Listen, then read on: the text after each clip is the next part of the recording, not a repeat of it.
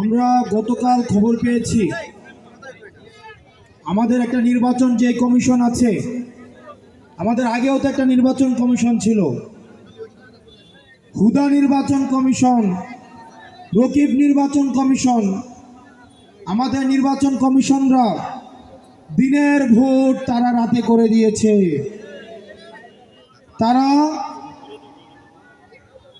পুলিশকে সাক্ষী রেখে, সেনাবাহিনীকে সাক্ষী রেখে রাতের বেলায় ভোট কেটে নিয়েছে।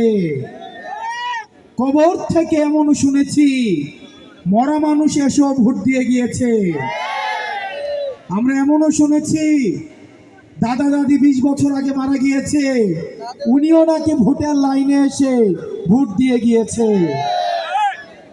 এগুলা ছিল হুদা কমিশনের কাজ। এই হুদা কমিশনের নুরুল হুদা, এই নুরুল হুদার পরিণতি কিন্তু আজকে জাতি দেখছে। জুতার মালা গলায় দিয়ে আজকে উনি কারাগারে নিক্ষিপ্ত হয়েছে। প্রিয় নড়াইলবাসী, গতকাল আমাদের নির্বাচন কমিশন বলে দিয়েছে শাপলা মার্কা নাকি আমাদেরকে দেওয়া হবে না। প্রিয় নড়াইলবাসী, আপনারা জেনে থাকবেন তারা মিটিং করেছে আজকে, কিন্তু মিটিং হওয়ার আগে গতকালই তারা ফলাফল জানিয়ে দিয়েছে। অর্থাৎ ভোটের আগের ফলাফলের মতো আমাদের নির্বাচন কমিশন এখন মিটিং এর আগেই তারা ফলাফল জানিয়ে দেয়। আমরা ধিক্কার জানাই এই নির্বাচন কমিশনের দ্বিচারিতাকে। তারা মিটিং করেছে আজকে, তারা কিভাবে গতকালই তারা ফলাফল তারা জানিয়ে দেয় যে তারা শাপলা মার্কাকে তারা দিবে না। আপনাদের রিমোট কন্ট্রোলটা কোথায় সেটা কিন্তু আমাদের জানা আছে। প্রিয় নির্বাচন কমিশন, আগে আমরা নির্বাচনের সময় শুনতাম জিএম কাদের ভারত থেকে এসে বলতো যে আমরা সরকারের সাথে কথা বলে সিদ্ধান্ত নিব যে এবার আমরা সরকারে থাকব নাকি বিরোধী দলে থাকব, ঠিক কিনা? আমাদের কাছে খবর আছে এই নির্বাচন কমিশনের কারা কারা কিছুদিন আগে ক্যান্টনমেন্টে সিএমএইচ এ ভর্তি ছিলেন।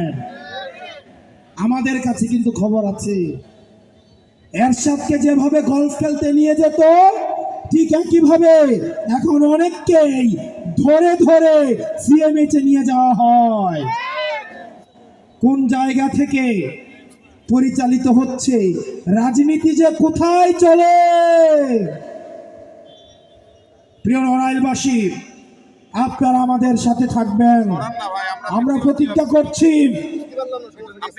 অতীতের যে রাজনীতিক যে ধারণা ছিল, যে খেলা ছিল, সেই খেলার নিয়ম তো পাল্টাবই, খেলাকেও পাল্টে দিব। এই রাজনীতিবিদদের জন্য আমরা কঠিন করে অবশ্যই ছাড়বো, অবশ্যই ছাড়বো, অবশ্যই ছাড়বো।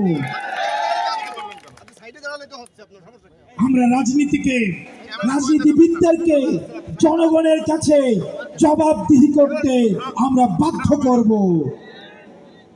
রাষ্ট্রের প্রতিষ্ঠানগুলোকে আমরা জবাবদিহি করতে বাধ্য করব।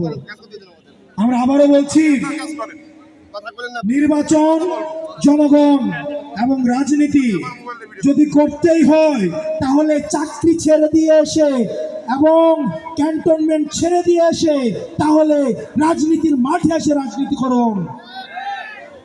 গলফ খেলিয়ে, হসপিটালে ভর্তি করিয়ে যারা রাজনীতিতে যারা ইন্টারফেয়ার করার চেষ্টা করছেন, আপনারা ফাউল করছেন। খুব শীঘ্রই আপনারা রেড কার্ড দেখবেন।